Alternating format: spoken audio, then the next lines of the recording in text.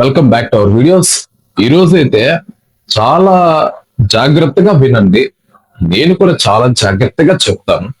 పరిశుద్ధాత్మ దేవుడి గురించి అయితే మనం మాట్లాడుకుందాం. ఈ రోజు పరిశుద్ధాత్మ దేవుడు తప్పకుండా ఇప్పుడు ఆయన వచ్చి నా పక్కన కూర్చున్నాడు కూడా. ఆయన మీ దగ్గర ఉంటాడు, నా దగ్గర ఉంటాడు, ప్రతి ఒక్కరి దగ్గర ఒకేసారి ఉండగలిగిన వ్యక్తి ఆయన. రెండోది ఏంటంటే ఆయనకి రూపం లేదు, కానీ మాట్లాడతాడు. ప్రేరేపణ ద్వారా మాట్లాడతాడు, మనకు ప్రేరేపణ కలిగిస్తాడు, లేదా మన పక్క నుంచి మాట్లాడతాడు. మనకు మాటలు రాకపోతే దానికి సహాయం చేస్తాడు, మనకు ప్రార్థన రాకపోతే సహాయం చేసేది కూడా ఆయనే, మనం చేసే ప్రార్థన పరలోకంలో వినిపించేది కూడా ఆయనే. అందుకే ఆయనని ఆదరణకర్త అని అంటారు. పరిశుద్ధాత్మ దేవుడు భూమి మీదకి ఎలా వచ్చు? క్రీస్తు పునరుద్ధానం అయిపోయి 40వ రోజుకి పరలోకానికి వెళ్ళిపోయిన తర్వాత అక్కడి నుంచి 10వ రోజుకి భూమి మీదకి వచ్చాడు. పెంతెకోస్తు పర్వదినం అని అంటారు దాన్ని. మర్చిపోబాకండి, పెంతెకోస్తు పర్వదినం. ఇప్పుడు నేను చెప్పిన లైన్స్ అన్ని కూడా మీరు జాగ్రత్తగా వినండి, వీడియోని సేవ్ చేసుకోండి, షేర్ చేయండి.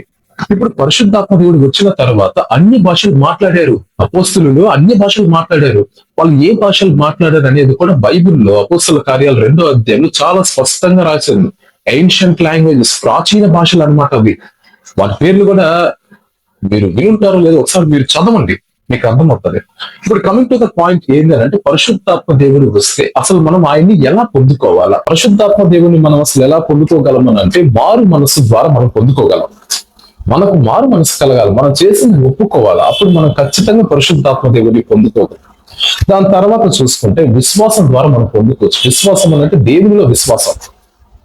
మనం చేసిన ప్రార్థన వ్యర్థం అవ్వదు, ఇది జరుగుతుంది, ఇది ఖచ్చితంగా జరుగుతుంది అని మనం బలంగా విశ్వాసంతో కానీ ఉన్నామంటే దాని ద్వారా కూడా మనం పొందుకోవచ్చు పరిశుద్ధాత్మ అనేది కూడా మనకు చాలా స్పష్టంగా కనిపిస్తుంటది. అండ్ దాని తర్వాత పరిశుద్ధాత్మ దేవుని మనం ప్రార్థన ద్వారా కూడా మనం పొందుకోవచ్చు.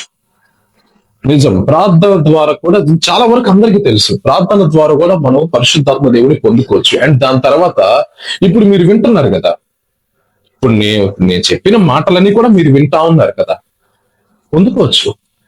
ఎలా అంటారా? దేవుని వాక్యం ద్వారా కూడా పొందుకోవచ్చు, వినుట ద్వారా. ఆయన వచ్చాడు అని అంటే మనకు విజయం తప్పదు.